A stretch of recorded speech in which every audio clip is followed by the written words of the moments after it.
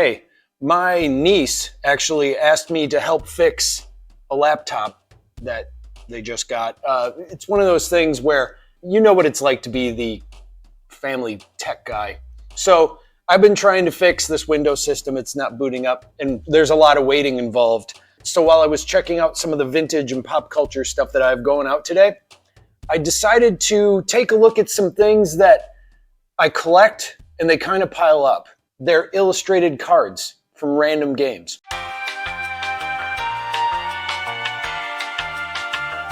I actually have stacks of them, but I just grabbed a few because they caught my eye just looking at the bin. So let's take a look at some of them. Now the thing is some of these are flash cards, some of these are card games, and some of them are cards from games, but they were incomplete. But I just couldn't force myself to throw them away. I just can't. The illustrations and everything on them are always so great. So the first one up is Space Race.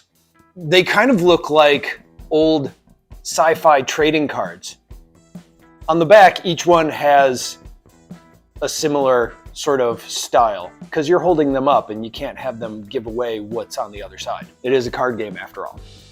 There are 2 decks total, and they say so on each side. Each one of them have a really detailed, I want to say they're painted, especially from the time period they're in, but they have illustrations on them that are all really cool sci-fi, like the sci-fi pulps that you used to see, or suddenly I'm blanking on the name of some of those magazines, but I'm aware of them. Next up are some Garfield cards.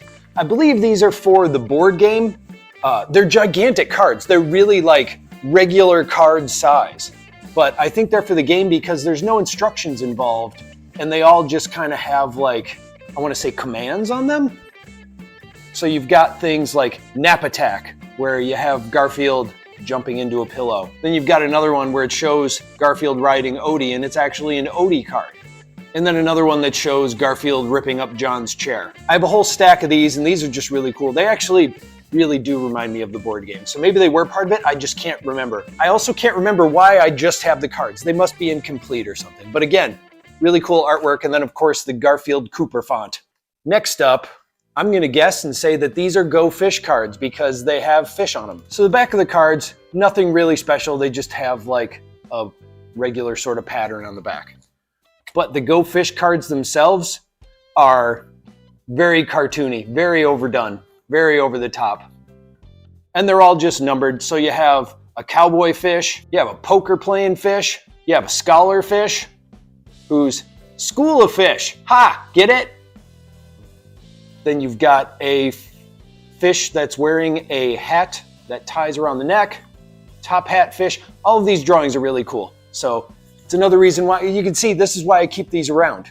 I don't know, they're inspirational. It's one of those things where I plan to do something with them someday, but I don't know.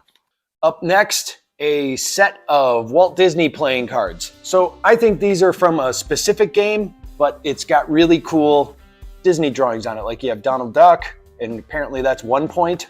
You have Donald Duck and someone holding, I want to say, a pie, and that's also 1 point. And of course, 2 points is Donald in a picture frame. Donald painting is 3 points, but these are all really cool, just drawings of Donald Duck. I don't know what game they are or what they go with, but the style of the Disney drawings is really cool. Now again, these cards don't come with instructions, but they're made by Whitman, and they have the classic 1960s Whitman logo for the playing cards they used to make on them. And each one, I think it might be a memory game, that's my guessing, because there are several of the exact same animals drawn on each card. And I think what you do is you lay them down flat, put them all in a row, and then try to remember where each one is. And I think that's the way you play memory. I haven't done it in a while.